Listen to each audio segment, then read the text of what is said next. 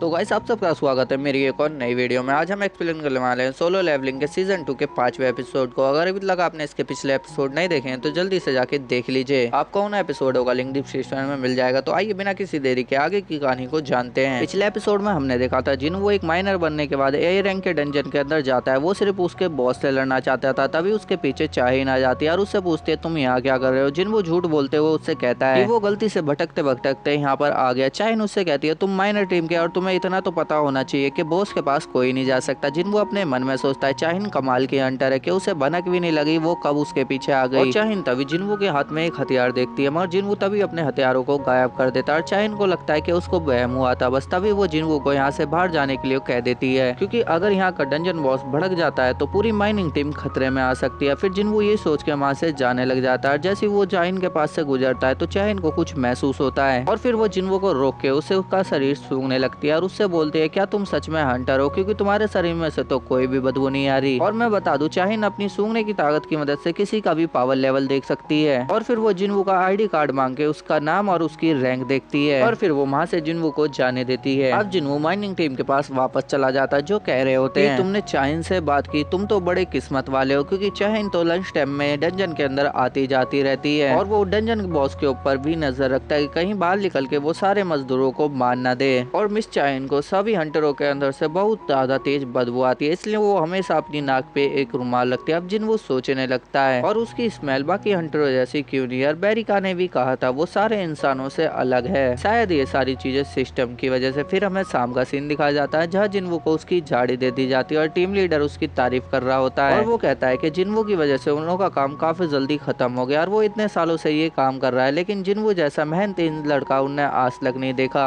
और वो लीडर अब जिनवो को अपनी माइनिंग टीम में जॉब ऑफर करता है, लेकिन जिनवो उस जॉब को मना कर देता है, क्योंकि जिनवो तो सिर्फ ए रैंक डंजन के बॉस से लड़ने आया हुआ था, क्योंकि 2 दिन बाद उसकी रैंक भी अपडेट होने वाली है। अब टीम लीडर से उसे पता चलता है कि ये कल भी एक ए रैंक के डंजन में रेड करने जाने वाले हैं और जो कल टीम जाने वाली है वो दूसरी टीम हो गई। और ये सुन के जिनवो उन्हों के साथ जाने के लिए मान जाता है और ये सुन के टीम लीडर काफी ज्यादा खुश हो जाता है और वो बोलता है कि वो अपने बॉस से कह के जिनवो को डबल झाड़ी दिलवाएगा, क्योंकि जिनवो अकेला ही 10 लोगों का काम कर देता है। और फिर हमें रात का सीन दिखाया जाता है जहाँ मिस चाहिन किसी को कॉल करके उससे जिनवो की इन्फॉर्मेशन मांगती है और वो बताता है कि मिस्टर चोइल ने भी कल जिनवो के बारे में ही पूछा था। और फिर वो आदमी बताता है कि हंटर एसोसिएशन ने जिनवो की सारी इन्फॉर्मेशन सील कर दिया और ऐसे छोटे रैंक के हंटरों के साथ कभी नहीं होता और जिनवो में कुछ जरूर खास बात है। अब मिस चाहिन सोचने लगती है कि वो इतने सारे हंटरों से मिली है मगर पहली बार किसी हंटर में से इतनी अच्छी खुशबू आई है। और फिर अगले दिन जिनवो फिर से अपना झोला उठा के मजदूरी पे निकल जाता है और उसे देख के सारी माइनिंग टीम काफी ज्यादा खुश हो जाती है और इन्हें देख के जिनवो को अपनी पुरानी टीम की याद आने लगती है। और ये लोग सबसे पहले एक सी रैंक के डंजन के अंदर खुदाई करते हैं और जिनवो की वजह से इनका काम काफी जल्दी खत्म हो जाता है। अब लंच के बाद इन लोगों को ए रैंक के डंजन के अंदर जाना होता है। टीम लीडर दोबारा जिनवो के पास आके अपना ऑफर याद दिलाता है। वो इस बार उसे 5 गुना ज्यादा सैलरी देगा, लेकिन जिनवो उसे मना कर देता है। तभी इनों के पास कैप्टन सुन आ जाते हैं जो कि आज की अटैक टीम का लीडर होता है और उसे एक आदमी चाहिए होता है जो कि उनों का सामान उठा सके, क्योंकि उनों का सामान उठाने वाला आदमी आज आया नहीं था, इसलिए वो माइनिंग टीम में से एक आदमी को लेना चाहते थे। और क्योंकि माइनिंग टीम में सब छोटी रैंक के थे तो इसलिए वो सारे ए रैंक की डंजन के अंदर जाने से डर रहे होते हैं और फिर वो उन्हें ज्यादा पैसे भी ऑफर करता है, फिर भी लोग जाने से डर रहे होते हैं। तभी जिनवो अपना हाथ खड़ा करता है और कहता है कि मैं तुम्हारे साथ जरूर चलूंगा। और वो सोच रहा होता है कि ए रैंक के डंजन के अंदर काफी खतरनाक मॉन्स्टर हो सकते हैं और इन लोगों की जान को खतरा भी हो सकता है। तभी जिनवो कहता है कि मुझे इस गेट को देख के बिल्कुल भी डर नहीं लग रहा, क्योंकि ये गेट कल वाले गेट जितना खतरनाक भी नहीं है और इसलिए आज इस टीम को भेजा गया है। इसमें तो सिर्फ सी रैंक के 6 हंटर और बी रैंक के 3 हंटर है और इसमें तो कोई भी ए रैंक का हंटर है ही नहीं। और अब ये सब लोग डंजन के अंदर जाने लगते हैं। जिनवो को महसूस होता है कि इस डंजन की मैजिकल पावर कल वाले डंजन से कम है, लेकिन फिर भी जिनवो को कुछ अजीब लग रहा होता है। फिर एक लड़की जिनवो से कहती है कि तुम्हें डरने की कोई भी जरूरत नहीं, हमारे कैप्टन और हम सारे हंटर काफी ज्यादा स्ट्रॉन्ग है, अगर तुम हमारे साथ रहोगे तो तुम्हें कोई भी खतरा नहीं होगा। और ये लड़की इस टीम की हीलर होती है और सुन पहली बार किसी टीम को लीड कर रहा था और अगर ये इस रेड में कामयाब हो जाते हैं तो सुन को ऑफिशियली इस टीम का कैप्टन बना दिया जाएगा। और वो चाहिन अर्चुअल जितना स्ट्रॉन्ग तो नहीं है, लेकिन वो काफी अच्छा ए रैंक हंटर है। और अचानक ही इन्हें अपने सामने कुछ दिखाई देता है। ये लोग बिना डरे अटैक करने के लिए रेडी हो जाते हैं और अब इनों के ऊपर मॉन्स्टर अटैक कर देते हैं और ये लोग उन्हों को मारने लगते हैं। इनों के पास कमाल की मैजिकल पावर होती है जिस वजह से आराम से वो उन सारे मॉन्स्टरों को मार देते हैं। ये लोग अब उन मॉन्स्टरों को देख के सोचने लगते हैं कि ये तो सी रैंक के मॉन्स्टर है और ये ए रैंक के डंजन के अंदर क्या कर रहे हैं, क्योंकि इन्हों के शिकार करने के लिए यहाँ कुछ भी नहीं है, तो इन्हें अभी तक मर जाना चाहिए था। तभी जिन्वू इन्हों के गले के ऊपर कुछ बंधा हुआ दिखाता है। तभी इसको पता लगता है कि इन्हों को यहाँ पर किसी ने पाला था। तभी इन्हों के सामने हाई ऑक्स मॉन्स्टर आ जाते हैं जो काफी ज्यादा खतरनाक लग रहे होते हैं। इन्हों को देख के सारे हंटर डर जाते हैं क्योंकि ये मॉन्स्टर काफी ज्यादा इंटेलिजेंट और हॉक्स अब इन्हों के ऊपर अटैक कर देते हैं और वो सबसे पहले कमजोर हंटर के ऊपर हमला करते हैं जो और कोई नहीं हीलर होती है। और जादूगर फिर उन्हों से लड़ने की कोशिश करता है मगर जादू का असर तो उन हॉक्स के ऊपर कुछ हो ही नहीं रहा था। और फिर एक हंटर इन्हें बांधने की कोशिश करता है मगर ये काफी ज्यादा स्ट्रॉन्ग हॉक्स थे, इस वजह से वो आराम से छूट जाते हैं। फिर टीम का जादूगर अपने सोल्जरों को समन करता है और वो उन्हों से लड़ने के लिए बोलता है और बाकी सारे हंटर भी ऑक्स से लड़ रहे होते हैं मगर वो उन्हों के सामने काफी ज्यादा कमजोर थे और ये लोग ऑक्स के मुकाबले काफी ज्यादा कम थे, इस वजह से ऑक्स इन्हों के ऊपर और ज्यादा भारी पड़ रहे होते हैं। और ए रैंक के हंटर तो उन्हों से लड़ने में काफी ज्यादा स्ट्रगल कर रहे होते हैं और बी रैंक के हंटर तो इन्हों के सामने टिक ही नहीं पा रहे होते हैं और एक बी रैंक हंटर का हाथ ऑक्स काट देता है। तभी ली नाम की हंटर वहां पर आके उस ऑक्स को पकड़ लेती है और हीलर उस हंटर का हाथ हील करने लग जाती है और वापस से ठीक कर देती है। और तभी उसके पीछे एक बड़ा सा ऑक्स आ जाता है। हीलर समझ जाती है कि अब उसकी मौत पक्की है। तभी अचानक से उस ऑक्स का गला दबने लगता है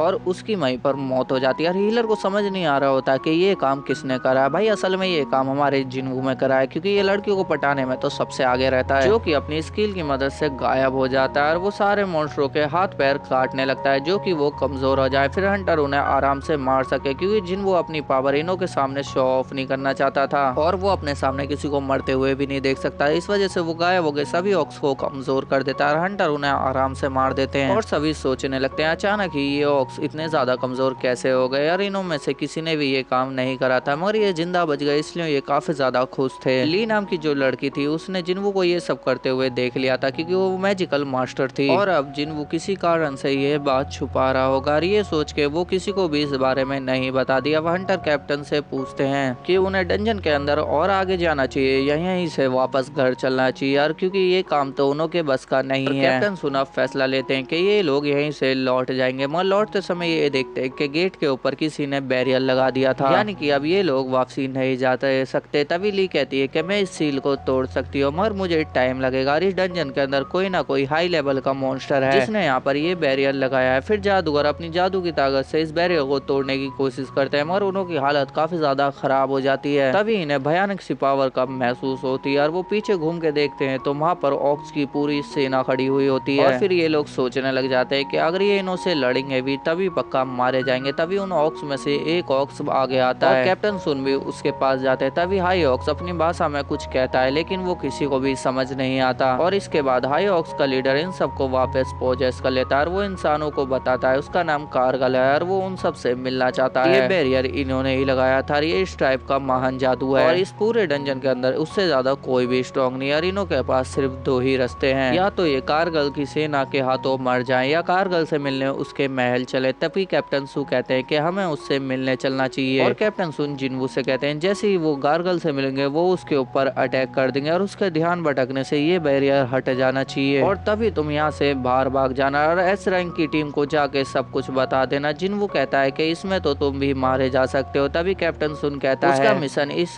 डंजन के बॉस को मार के इस गेट को बंद करने का है, यहाँ से जिंदा वापस जाना नहीं। अब हीलर जिन्वू के पास आते हुए उसे एक डायरी देती है और उससे कहती है कि ये डायरी मेरी फैमिली को दे देना और हमें अपने मिशन को पूरा ही करना होगा और तुम यहाँ से जिंदा जा सकते हो। जिन्वू सोचता है ऐसी सिचुएशन उसकी डबल डंजन में हुई थी मगर उसके साथ ही उसे बलि का बकरा बना के वहाँ से भाग गए थे और यहाँ की सिचुएशन पूरी उल्टी होती है। लोग खुद मरने जा रहे होते हैं और जिन्वू को यहाँ से जिंदा बाहर निकालने के बारे में सोच रहे होते हैं और जिन्वू फिर उस डायरी को रख लेता है और अब इधर शाहीन को देखते हैं जो कि जिन्वू से मिलने आई होती है और टीम लीडर से उसे पता लगता है कि वो तो अटैक टीम के साथ कूली बन के डंजन के अंदर गया है और फिर हमें डंजन का सीन दिखाया जाता है जहाँ सभी हंटरों को गार्गल के महल में ले जाया जाता है और गद्दी पे बैठा हुआ गार्गल फिर इन सब का स्वागत करता है और हमारा एपिसोड यहीं पर खत्म हो जाता है। अब इनों के साथ क्या होगा ये देखने के लिए अगला एपिसोड जरूर देखें और अगर आपको हमारी एक्सप्लेनेशन पसंद आई हो तो हमारी वीडियो को लाइक करके हमारे चैनल को जरूर सब्सक्राइब करें। मैं मिलता हूँ आपको अगली वीडियो में।